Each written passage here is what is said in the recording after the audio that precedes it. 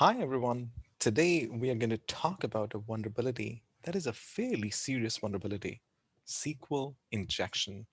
Our goal with this video is to help educate you about what this vulnerability is and how a bad actor can inflict serious damage due to this vulnerability.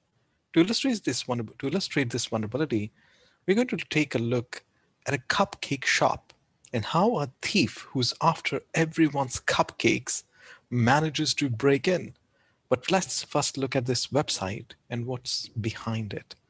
So here what we have is here's a website for Cupcake Shop. You can see that there are username and password fields here.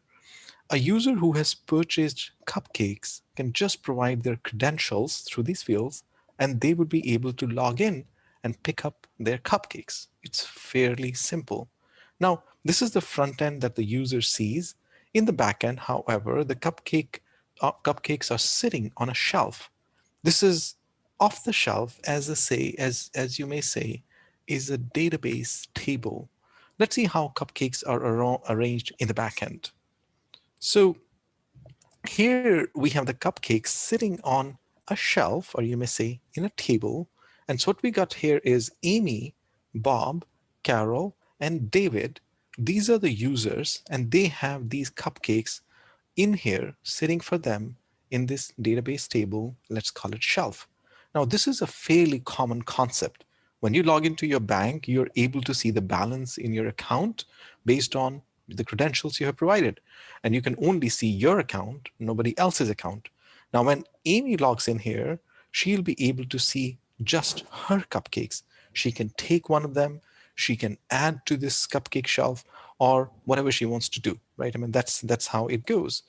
Now let's think about what Amy cannot see is what is in Carol's account or vice versa, which is exactly how we want it, because people should be able to see just their own stuff and no one else's. The way to make this work is through username and password. The right combination will open the right lock.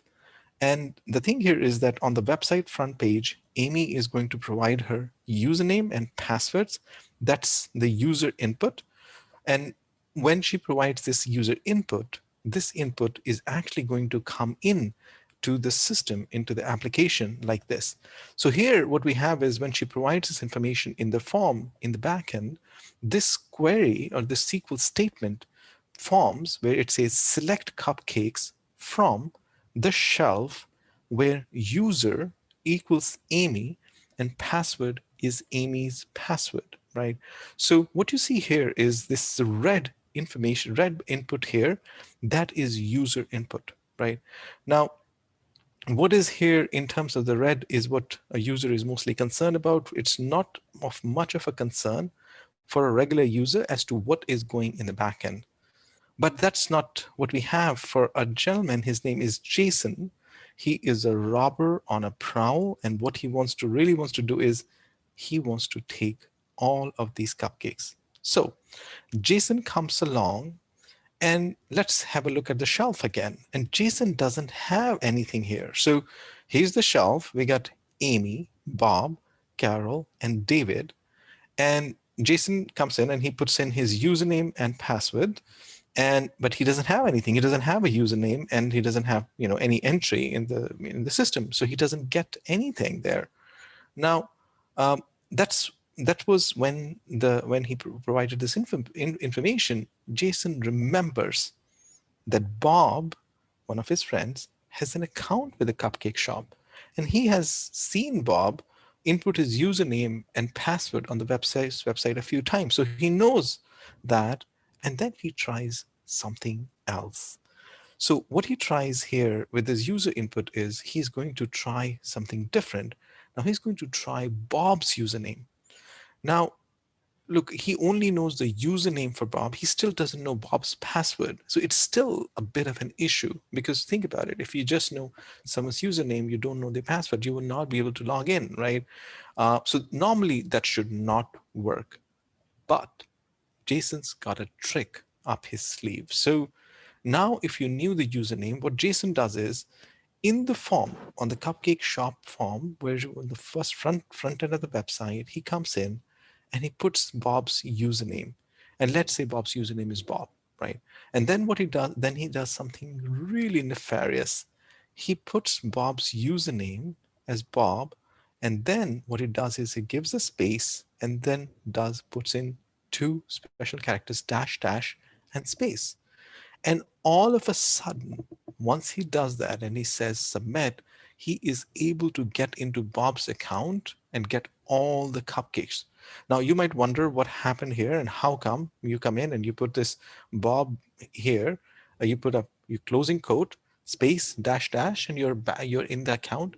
And yes, that's what happened here is that Jason is able to manipulate the SQL statement, which is running in the back end, and now this SQL statement is interpreted in a way where everything after this dash dash space is ignored. It is going to this, it is going to be looked in as a comment.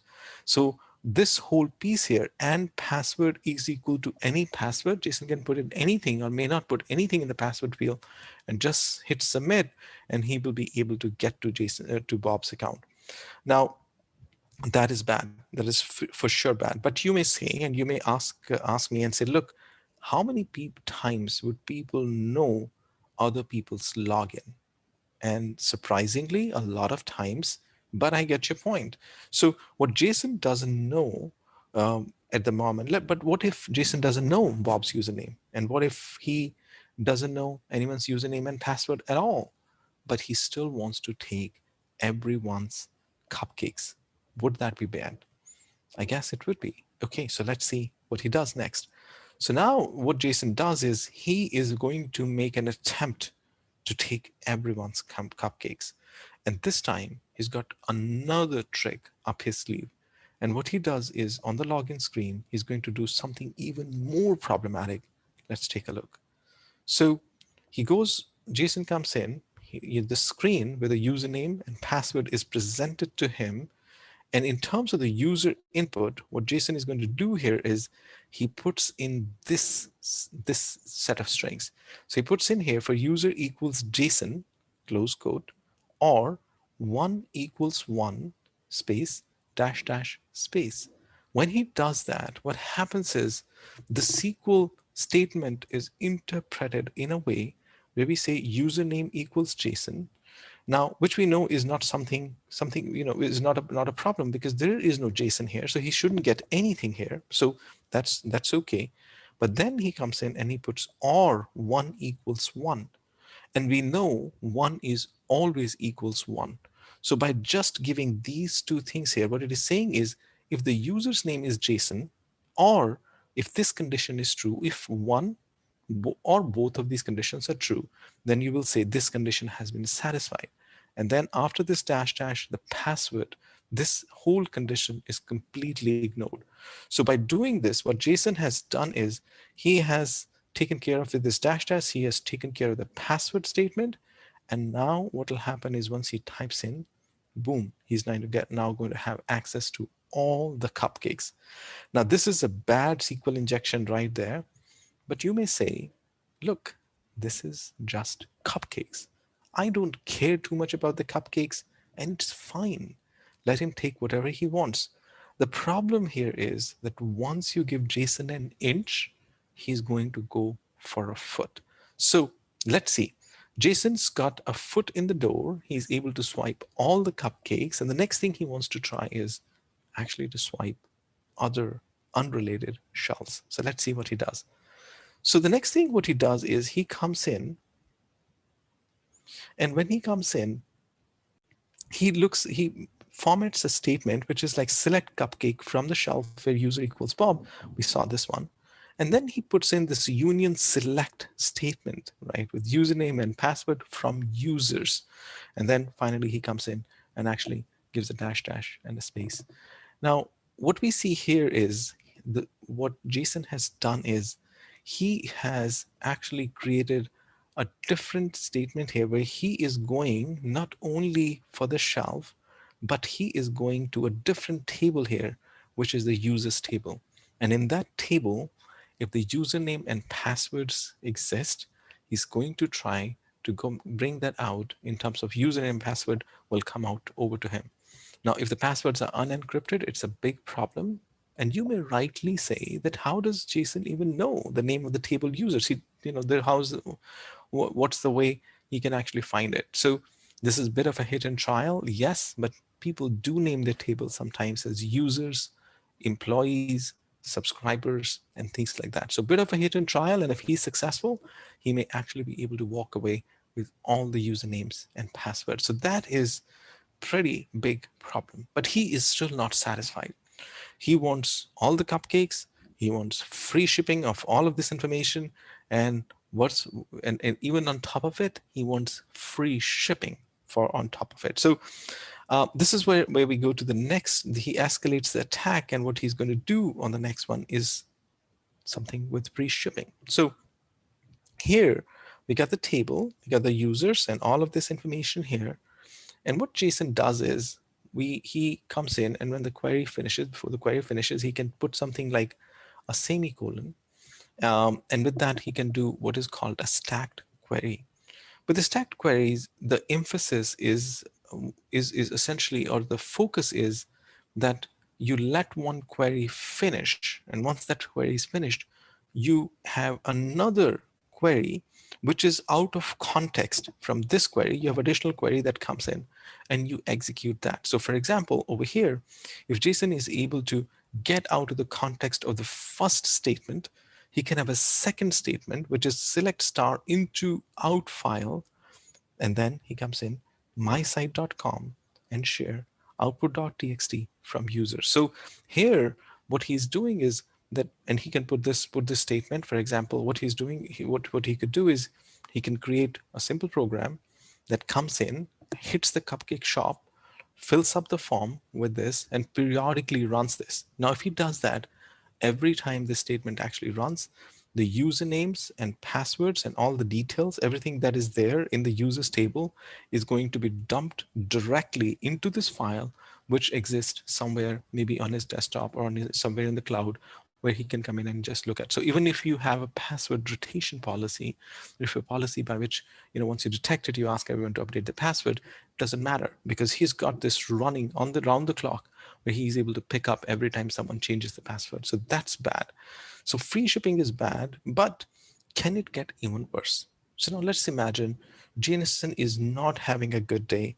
He's not having a good day. He had a fight with his girlfriend, and he's just unhappy at the moment. So uh, when he when and today he just wants to do something really really bad. So what Jason could actually do is he can come in and even destroy the store. So talking about the query here, which is selects cupcakes from the shelf where user equals Jason, and then, for example, if he can come out of the context of this query, so if he, let's say he can finish this query and he can do delete from the shelf, then what he could do is he can actually start deleting data from the query itself. So this is all problematic. Over here, he will have to come in and finish the context is equal, finish this context, and as he does it, and that which is what he has done here with Jason. So this query doesn't execute, it doesn't really matter, but then this one hits, and with this one, he's able to delete all the data from the shelf, and he could have deleted the data from the users as well. Now imagine you are on a production system where someone comes in and they come in and they delete data in a running database in production system. This could be a massive massive problem, but this can get even worse. What people sometimes databases have access to the operating system commands, and this is where Jason can escalate the attack and use it for a command injection attack. And once from this form Jason comes into the database, from database now he gets to the server, and now he can start running the commands that are running on this server. And God forbid this database runs as a root user, you have big problems. So in summary, it's a vulnerability, I would say, that arises when this user data that we are providing in terms of the form could be interpreted by the program that is running behind the scenes as program instructions to the database, program instructions, and then and there is a possibility for a user to go in and provide the input, malicious input that can be interpreted that way. So SQL injection vulnerability can cause leakage of customer data. It can cause loss of customer data. It can lead to command injection attacks and much more. So it's a really, really serious vulnerability. Now, life is not only rainbows and cupcakes, right? So sometimes, as you think about it, this is a small shop, cupcake shop. Okay, there's a problem that happened there. But then, we find some of these problems sometimes in some of the biggest uh, places, or the biggest big large banks, and in places where information is super confidential. So I want to give you a live example about what can happen. So I'm going to actually show you a purposefully vulnerable app. The name of the app is WebGoat, and I want to share the screen with you. So this is a web app. It is very well known, WebGoat, and this app is purposely vulnerable, and it has been made so people can learn about these things, and they can do things to mitigate these problems. So what we have on the screen here is a string SQL injection lesson. In this lesson, there is a form where you enter your last name and you provide, for example, whatever the last name is. You can provide, John Doe. So I'm going to provide Doe. There is no Doe as a last name, so you don't see anything. And this table, behind this form, there is a table in which you have the information about users' first name, last name, as well as their credit card numbers and things like that. So with Doe, we think we know it didn't pull anything. So now I'm going to go in and I'm going to try to pull in with Smith. So I try Smith. It is some information that exists in the table. So when Smith puts his last name, you see the user ID, first name, last name, the credit card number, the credit card type is MasterCard, and some additional information. And John Smith has another credit card number here, which is American Express, so which is good. So, this is what it is supposed to do. Smith should be able to just get his information about that. Now, assuming again, you have no connection, you have no uh, entry in this table, can you still extract the data? So I'm going to try with my name here, GD, with my full name, not last name. I'm going to try it with my full name here and see if it's able to pull it. No, there is no entry with GD. I'm not able to pull it. So now let's see if I can try to go ahead and put this information here. So GD, put that in. I put a single quote here, or 1 equals 1. And see, there is a missing quote here. And I'm going to try to run it, and let's see what we get here. And all of a sudden, even though I don't have a login, I'm able to extract all the records in this table. And that's is exactly what SQL injection is. So it's a fairly problematic vulnerability. Now I'm going to say this, having this vulnerability is one thing, but the second part of it is to not only find these vulnerabilities, but to find them and mitigate them fairly quickly. And what we want to do is, in our next lesson, we would like to show you how you can find these vulnerabilities very easily with contrast. And what is fascinating about it, about the technology there, is that as you will find these vulnerabilities, you don't even, there is no expectation that you would know what SQL injection is.